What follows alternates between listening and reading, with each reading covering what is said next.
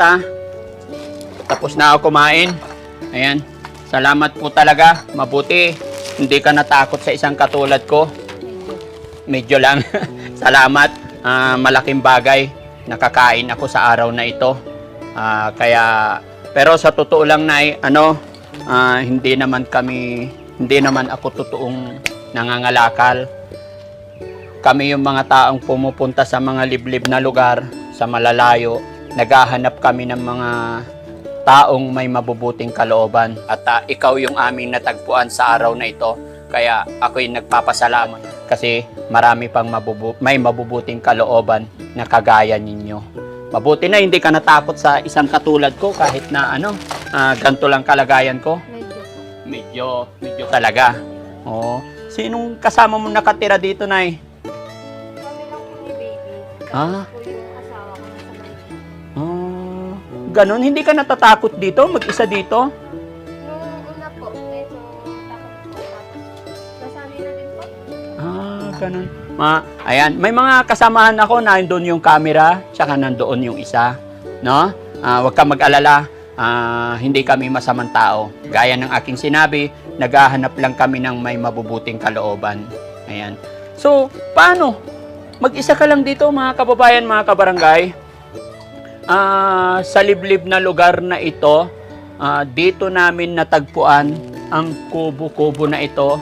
At hindi ko inaasahan na may nakatira pala dito na isang napakagandang Diyosa. Nahihiya naman ako bigla kasi kanina tawag ko sa'yo, nanay. Hindi ko inaakala. Napakaganda pala ng nanay. Kasama mo anak mo. Apo. Oh, so, paano kayo nabubuhay dito? Ganyan, parang mga kababayan, tignan nyo po yung bahay nila. Napakasimple. Mabuti hindi ka natatakot dito. Yung natakot po nung una, Oh. sanay na po. Nasanay ka na rin.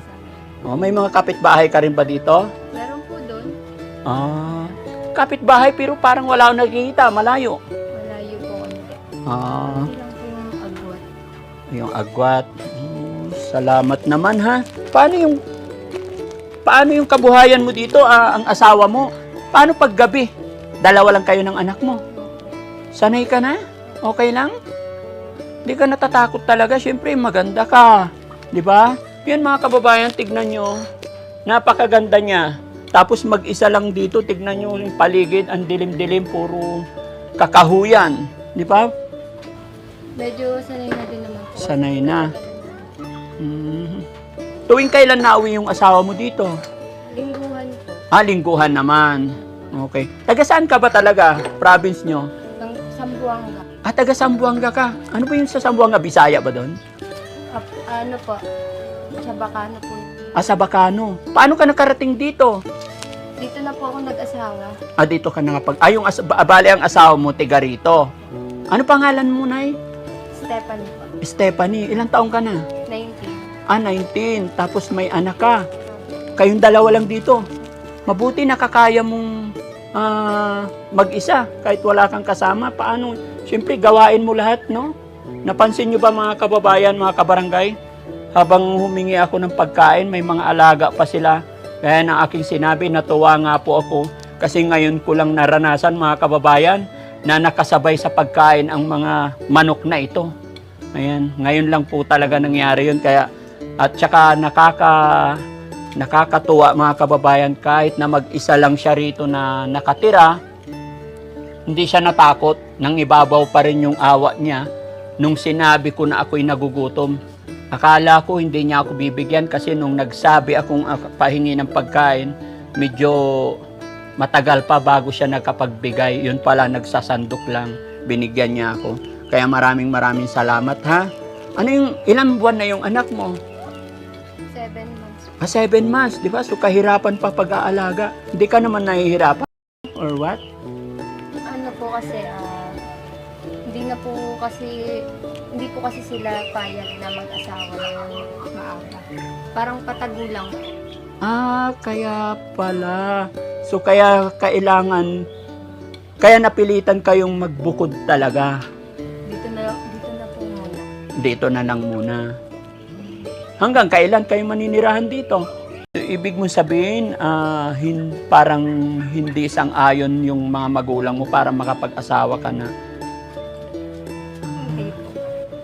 kaya napilitan kayong okay lang yan.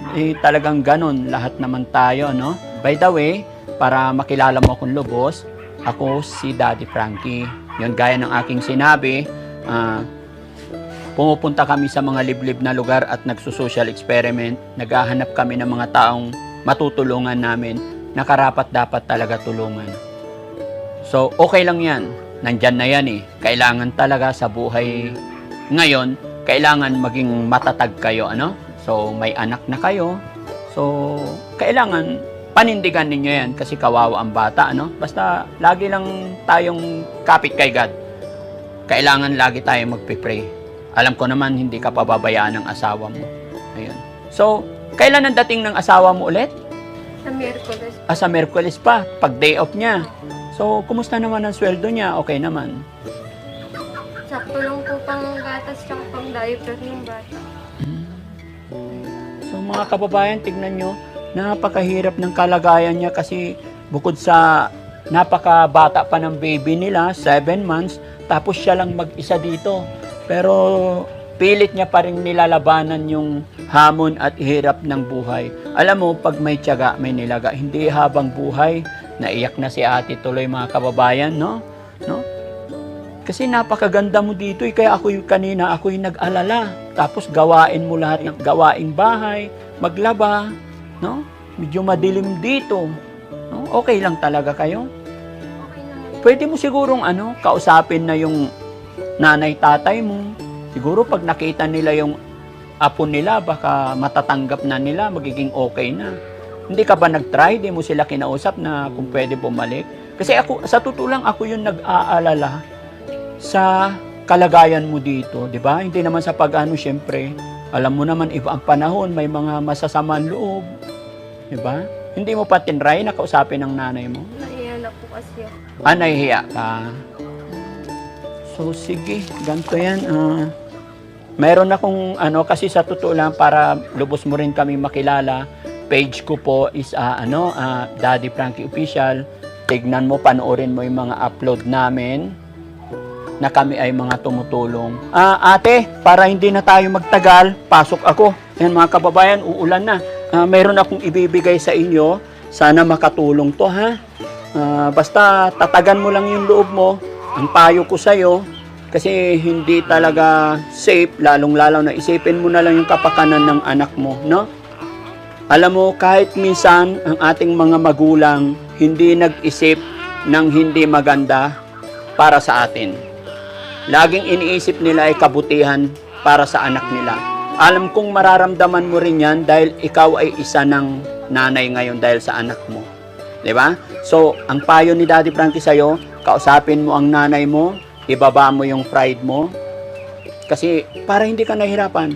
I'm sure pag nakita nila yung apo nila, mapapatawad nila kung nagkamali man kayo sa una. Ganun talaga ang pag-ibig, hahamakin ang lahat. No? So, may tutulong ako sa'yo, no? So, 2, 4, 6, 8, 10,000. Sana makatulong to sa'yo. No?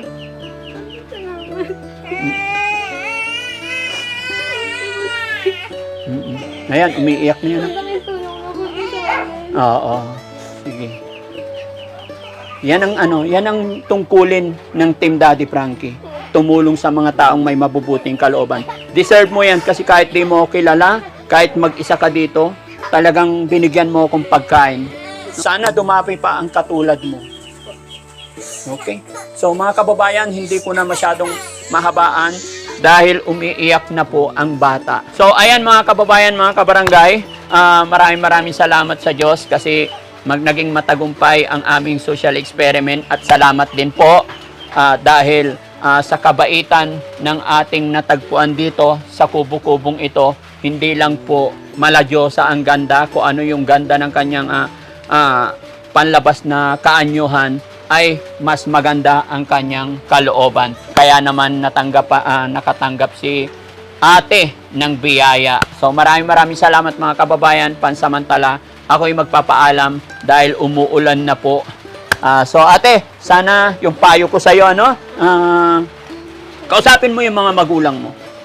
Lagi tayong mapagpakumbaba sa ating mga magulang. Okay?